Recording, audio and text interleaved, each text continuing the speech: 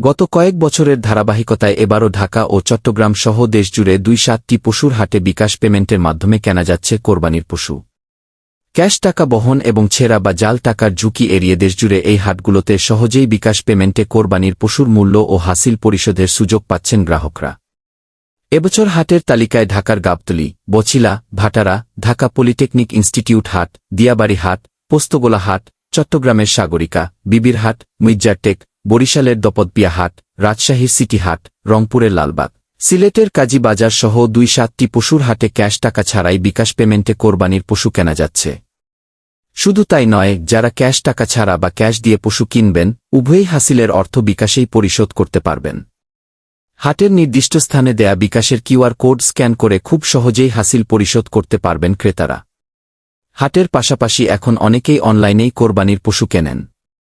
অনলাইনে কোরবানির পশু কেনার ক্ষেত্রেও বিকাশ পেমেন্ট স্বাচ্ছন্দ্যে ব্যবহার করছেন ক্রেতারা।